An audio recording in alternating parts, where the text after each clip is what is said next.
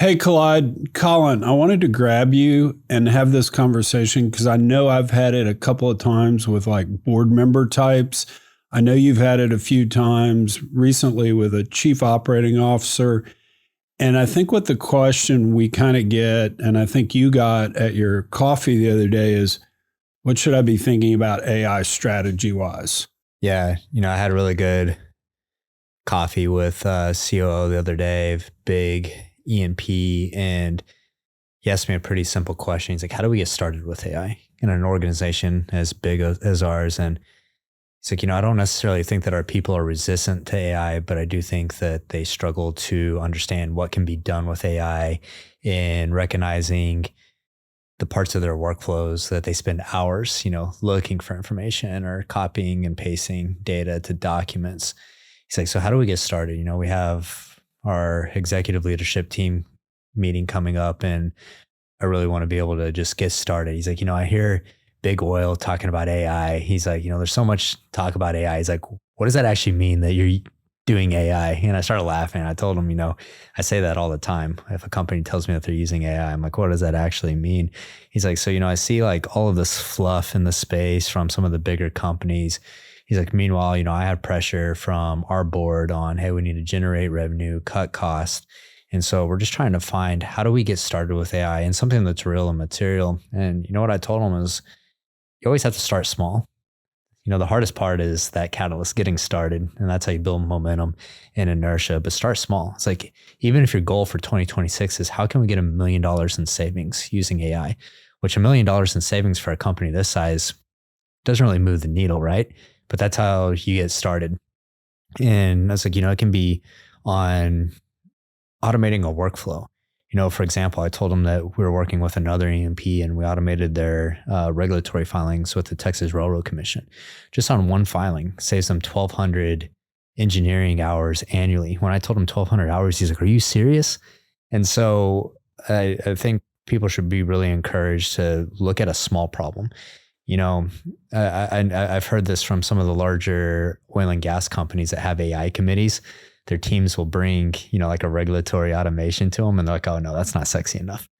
All the big oil and companies, they want to work on, drilling, automated drilling. They want to work on subsurface seismic interpretation with AI. They want to do all these big, sexy things instead of focusing on the things that can drive real ROI today with where the technology stands.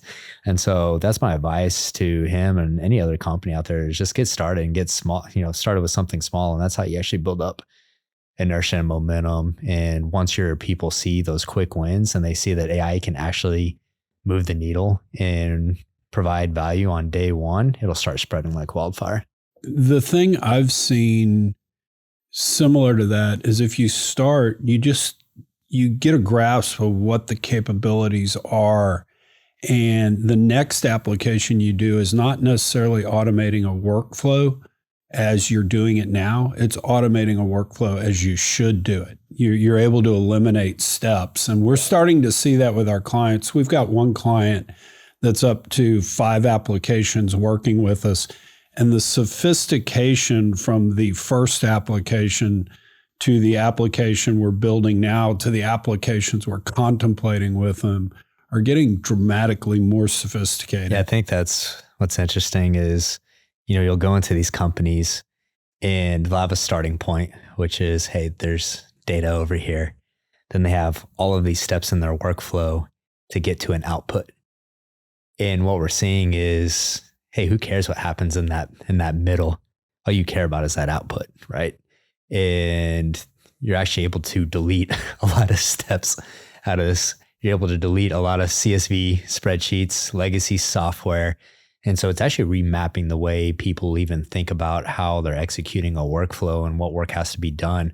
All you care about is that output. As long as that output's 100% accurate in the way that you need it, who cares how you got to that point?